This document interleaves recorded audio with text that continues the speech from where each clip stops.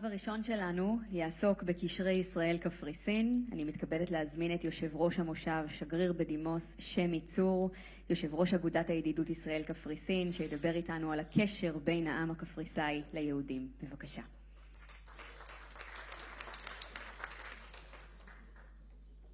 Ambassador קורנליוס, פרופסור רייכמן, פרופסור אסף מוגדם, פרופסור סנונית שוהם, חברי ארגון המעפילים, חברי אגודת הידידות ישראל קפריסין, מכובדיי כולם.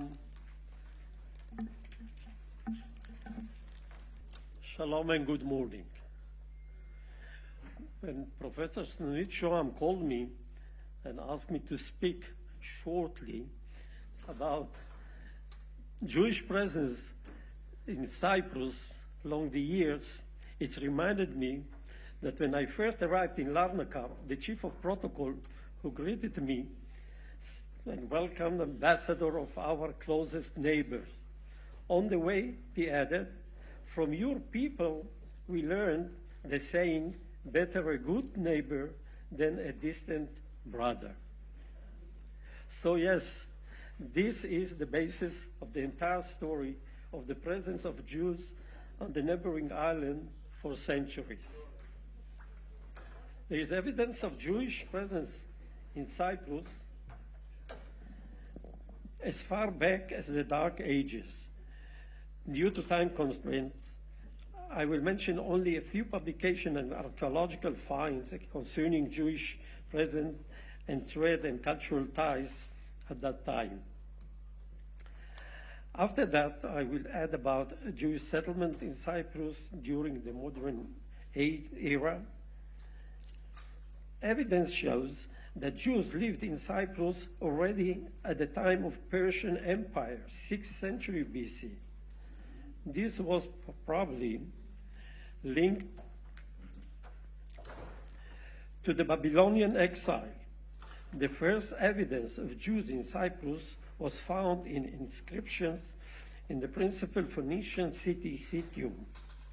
Jews lived on the island also during the Hellenistic period, 2nd century BC. These coins that were in use during the Hasmonean period were also discovered, that of course indicate trade connections. There is also evidence of Jewish presence after the Roman exile. There are mentions of Jewish presence in the context of participation in the diaspora revolt against the Roman Empire between 150 and 117 AC. The rebellion was crushed, the community was destroyed, and an edict was issued to ban Jewish presence in Cyprus. This was the case until the beginning of the 3rd century AC, when Jews began returning to Cyprus. I can add that when I was in the Israeli ambassador to Cyprus, I heard about and saw many sites that my wonderful Cypriot hosts pointed out and which indicate Jewish presence in ancient times. They added that it is known that the relationships were always good and close. In Israeli public awareness today, Cyprus is primarily linked to tourism, maybe because of Louis, our class, working so hard, so everyone traveled to Cyprus. It's a touristic attraction. We, of course, also remember the British detention camps in the island for Jews who had attempted to immigrate to mandatory Palestine. But this will be discussed in details later today. However, we should be also aware of Jewish settlement attempts in Cyprus in the modern era, from 1883 to 1939. At the end of the 19th century, in reaction to the pogroms and riots against Jews in Russia and Eastern Europe, and the fact that Jews were denied emancipation, dozens of spontaneous Zionist association sprang up that supported practical Zionism, primarily Jewish immigration, what we call Aliyah, and settlement in the land of Israel.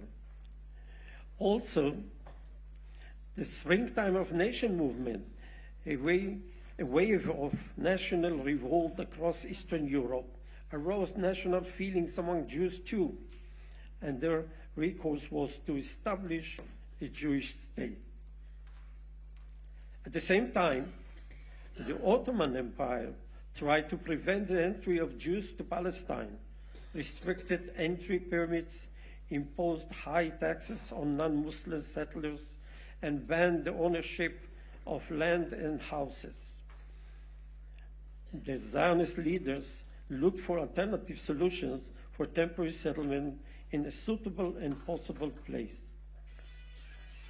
The participants of Zionist conferences and meetings suggested some ideas of settlement, including Cyprus. The main reason for choosing Cyprus was its proximity to Israel and the fact that the island under British rule since 1878 did not restrict their entry. The idea was to establish a temporary settlement in Cyprus to maintain a political, cultural, and spiritual connection with Israel, and when it became possible, to bring all of them to Israel together. Settlement initiatives were limited and did not develop into large towns. Also because of the temporariness of the place was constantly mentioned. Livelihood sources were also limited, particularly agricultural ones. After the nation failure of the settlers on the island, the Zionist association called Love of Zion managed to establish a significant settlement in Cyprus after purchasing in 1897 land at Margot, about 10 kilometers from Nicosia, now under the occupation of the northern Turkish Cyprus. There are ruins of Jewish cemetery there in Margot, but access, unfortunately, is difficult because it's within military area. Margot was a successful agricultural village with 140 settlers. The settlement thrived and developed, but after World War I, there was a slow decline until the place was finally abandoned in 1927. There were also other smaller settlements in Kukelia in Famagusta district.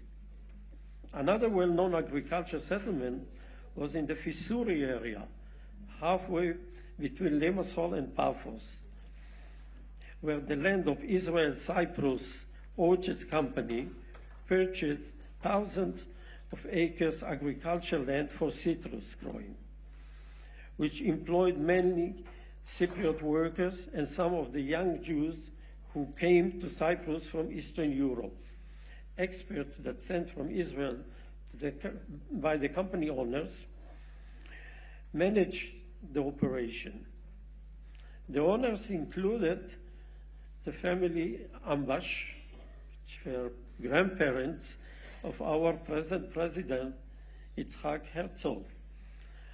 The company operated for about 40 years, and in the early 70s was transferred to Cypriot ownership. As mentioned by Professor Ben Arzi in his book, Rural Jewish Settlement in Cyprus, 1883-1939, for years, the number of Jews on the island did not exceed a few hundred. A substantial change occurred in the 21st century, as the number of Jews in Cyprus rose steadily from year to year.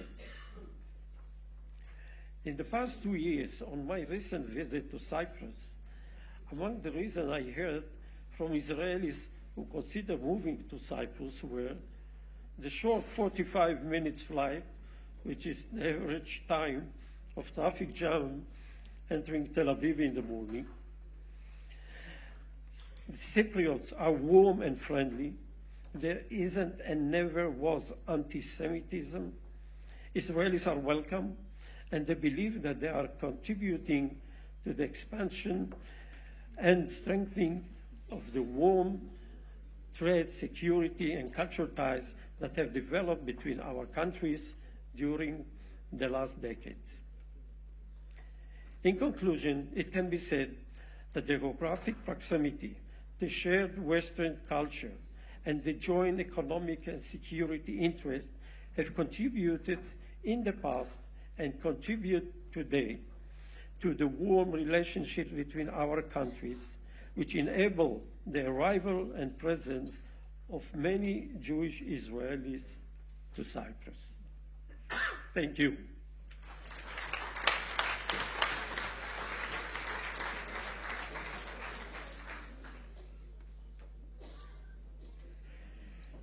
And now, I have the pleasure and the honor to invite His Excellency Mr. Corneliu, the Ambassador of Cyprus in Israel, to address us.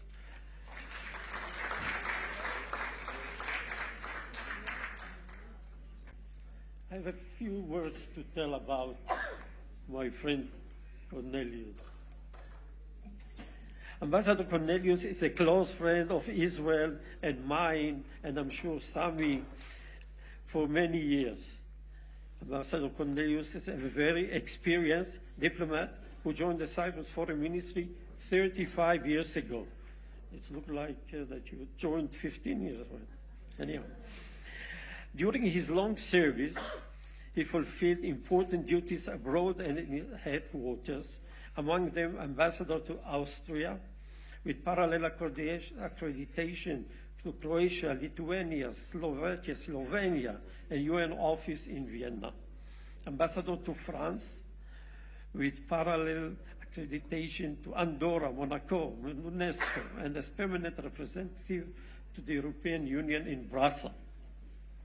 He also served as a permanent representative to the United Nations in New York.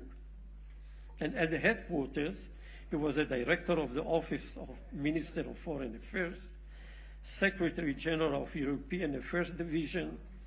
From April 2020 until April 23, Ambassador Corneliu served as Permanent Secretary of the Ministry of Foreign Affairs. He studied political science, philosophy, and American culture and history at Ludwig Maximilian University in Munich, Germany. He is married to Ksenia Nicolaidou, and they have beautiful one daughter, Maria. The ambassador took office in Israel last year, in July or August? July last year. Dear Corneliu, the floor is yours.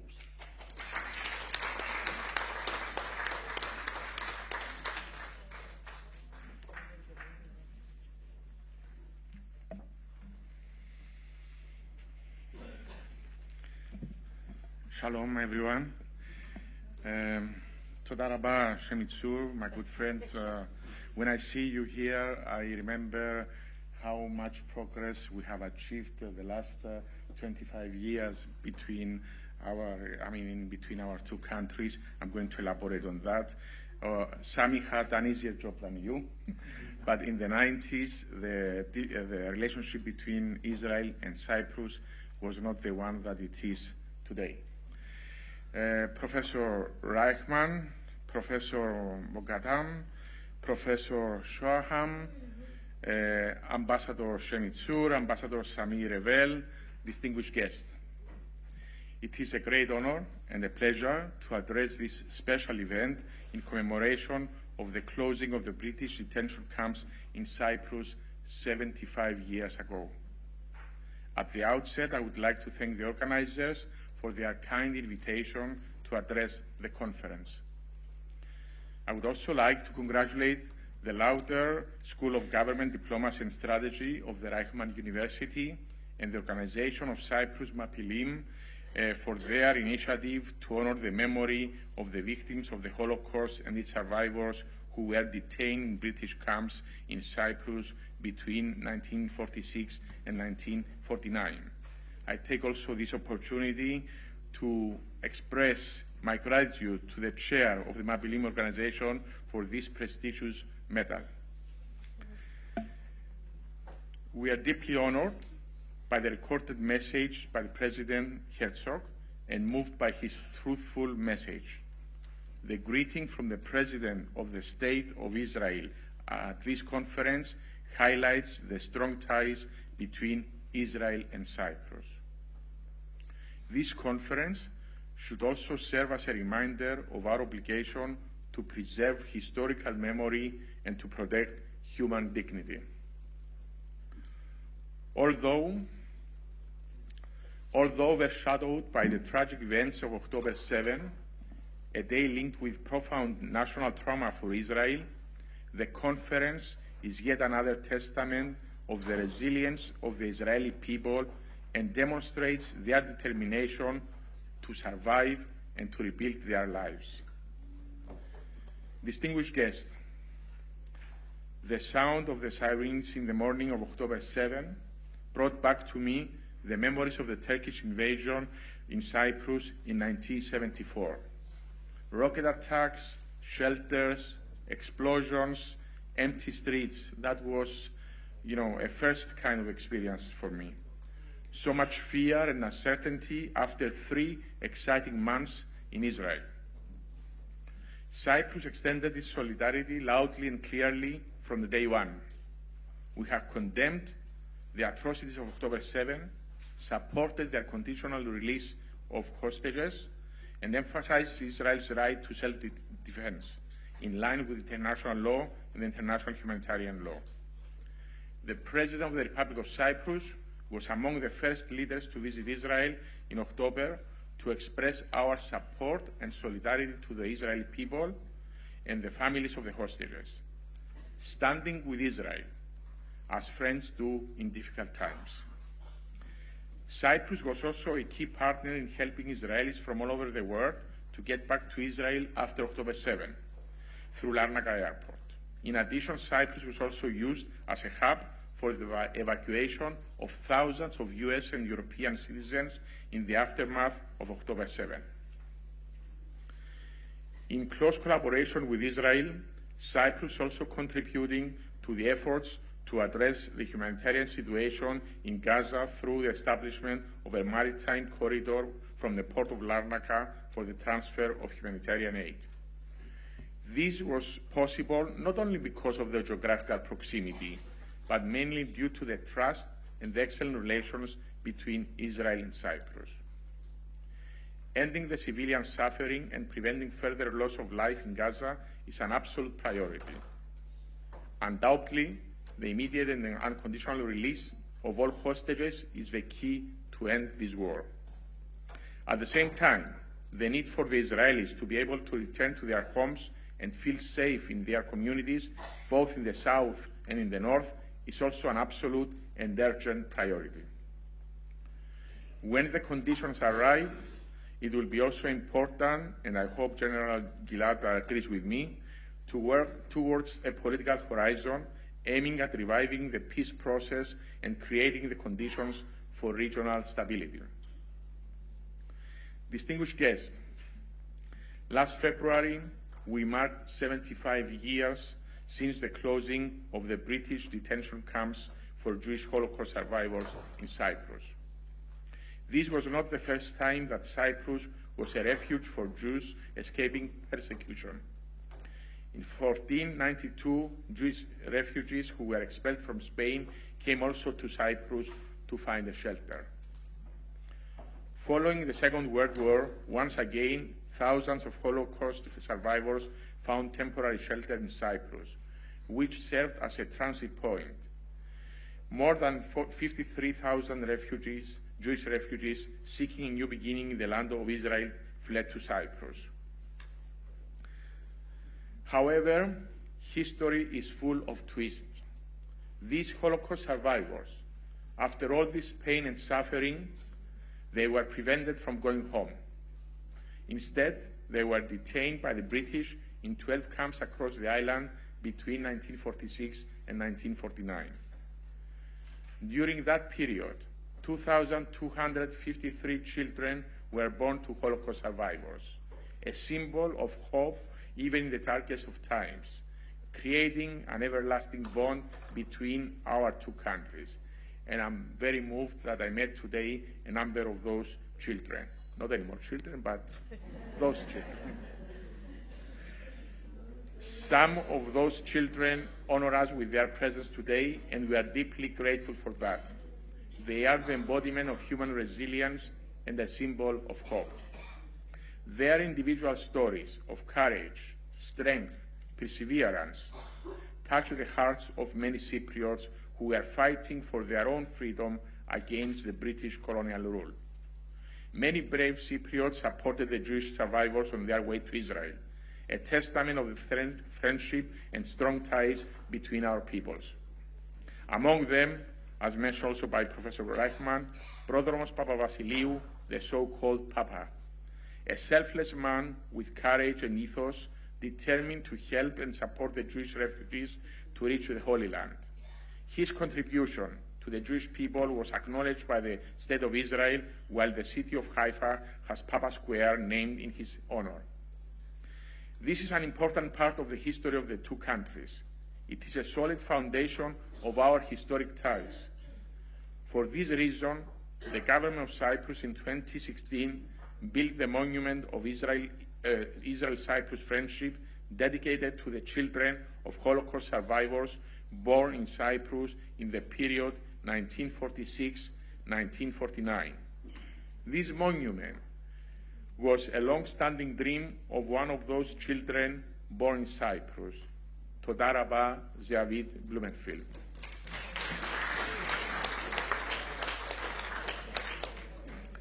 This monument reminds us of the Jewish people who escaped the horrors of the Holocaust only to be detained in British colonized Cyprus. This monument is also a part of our common heritage, a symbol of the enduring friendship between the peoples of Cyprus and Israel.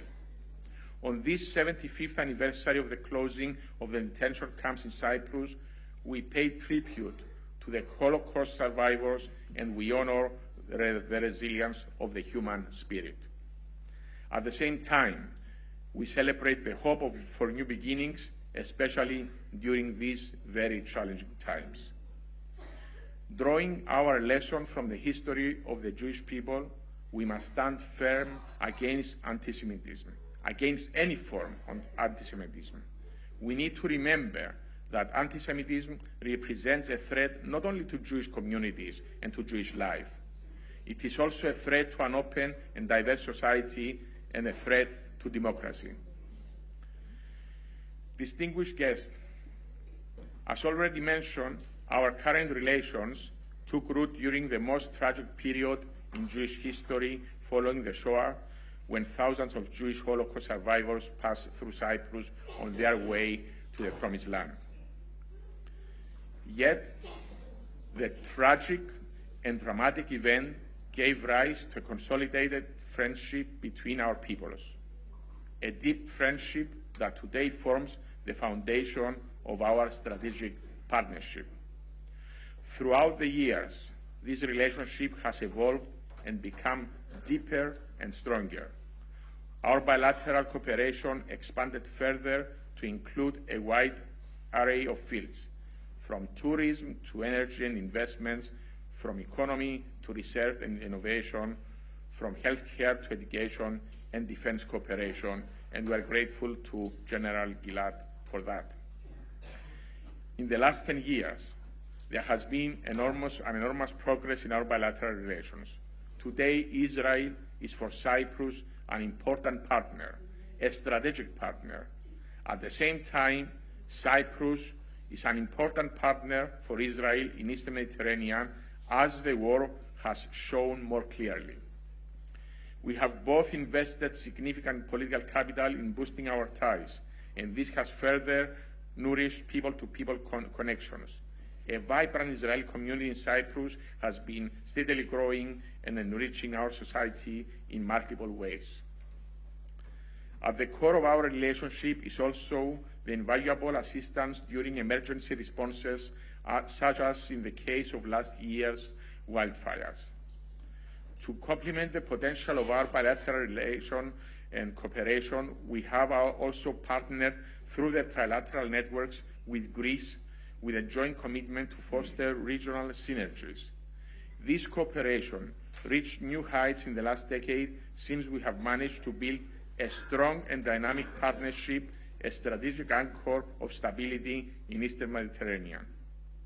In this regard, the support of the United States to the trilateral partnership of Israel, Greece, and Cyprus through its participation in the 3+1 scheme is of utmost political significance. Understandably, the war in Gaza has slowed temporarily the pace of our trilateral cooperation. Our strategic partnership is neither conditioned by nor conditional from relations that each country might have with third countries. Diplomacy is not a zero-sum game. On the contrary, it is a relationship with distinct strategic depth to the benefit of regional stability and cooperation. Our close relations benefit not only our two countries and our peoples, but they strengthen also regional stability and security. This has become more critical after October 7. The strategic partnership between Israel and Cyprus today is stronger than ever. There is now better understanding of the challenges and opportunities in our region and an increased cooperation in many areas. Yet, there is an opportunity to consolidate further our ties. Energy has always been a key component of our bilateral cooperation, a significant element in bringing our countries closer. At the same time, energy is a core pillar of regional cooperation and synergies, a testament to the vast potential that can be unlocked for the region when like-minded countries come together to pursue mutually beneficial endeavors. The war in Ukraine and the regional developments emphasize the need to proceed with the exploitation of our energy wealth, to ensure energy security and support our country's transition to a more sustainable energy future. At the same time, the Great Sea Interconnector is a project of geostrategic importance that will connect the electricity grids of Israel, Cyprus, and Greece.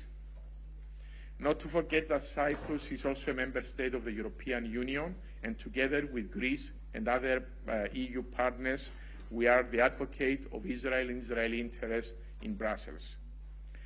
Cyprus has also emerged as Israel's third most significant export destination for business services, trailing only the United States and the United Kingdom. The trajectory of trade and investment flows is on an upward trend with considerable potential for further expansion. We aim to see a broader range of Cypriot industrial and agricultural products entering the Israeli market, while also fostering increased activity in the services sector, particularly in technology and innovation. Cyprus and Israel can enhance their economic ties further through the signing of an agreement for the avoidance of double taxation, which has been a key item on our bilateral agenda for some time. Such an agreement would promote cross-border investments, instilling additional confidence among investors and reduce ambiguity. We have intensified our efforts to resume dialogue between competent authorities, and we are confident that concrete plan forward will soon emerge. In recent years, the number of Israelis visiting Cyprus or moving to Cyprus has increased. In 2023, more than 400,000 Israelis traveled to Cyprus, in addition to about 35,000 cruise visitors. Israel is now the second biggest tourist market of Cyprus after the United Kingdom. In addition, around 13,000 Israeli citizens reside today in Cyprus. The war has led a small number of Israelis moving to Cyprus and many more visiting the island to enjoy some peaceful moments. Last Thursday, there were 21 flights to Cyprus on one day. Before October 7, bravo to you. Before October 7th, there were also sea connections, mainly with cruise ships. Many Israelis used also to travel to Cyprus on their yachts. Israelis feel at home in Cyprus as we Cypriots feel in Israel. This is because of so many similarities in culture, mentality, weather, and food. It is also the short distance with more than 100 flights a week. All the above makes Cyprus a popular tourist destination, but also an attractive business destination. Cyprus is a safe destination for Israeli tourists, not to mention, again, the close friendly relations between our two countries. Given this opportunity, and since I was approached by a professor from another university at the beginning of this event, I would also like to mention the visit of Israelis to the occupied part of Cyprus and the fact that some have even gone to the extent of taking part in illegitimate, illegal transactions. Beyond the fact that we cannot ensure the safety of visitors since the government of Cyprus does not exercise effective control in an area which is occupied by Turkey, there are also legal arguments, such as the violation of the laws of the Republic of Cyprus and the resolutions of the United Nations. More than that, there are also moral and ethical considerations, since we are two friendly nations. Thus, we would urge our Israeli friends to take this into consideration. Our long-standing partnership is based on shared values and strategic interest, and is characterized by mutual respect and increased cooperation. Together, we have achieved significant progress in our relations and overcome difficult challenges, paving the way for deeper collaboration on bilateral, regional, and global issues of common interest.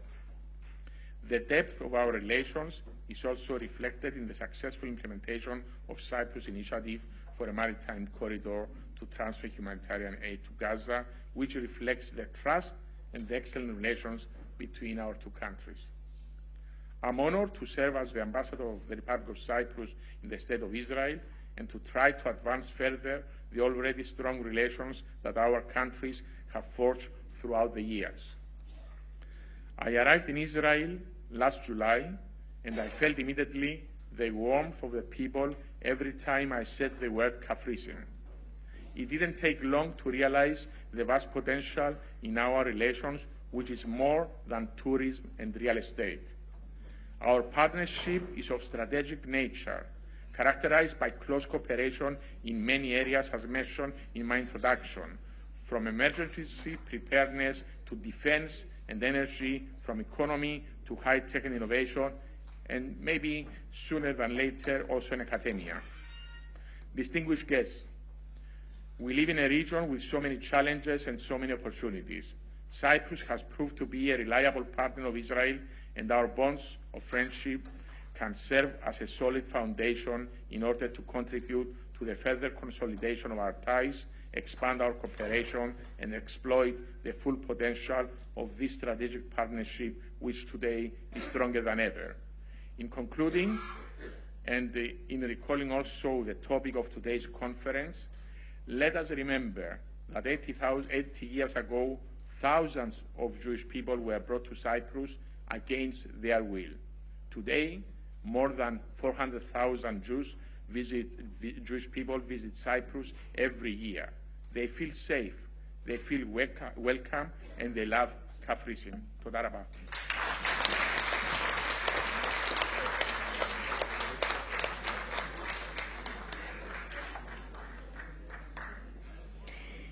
תודה רבה לשגריר בדימוס שמי צור ולכבוד שגריר קפריסין בישראל, מר קורנליוס קורנליו.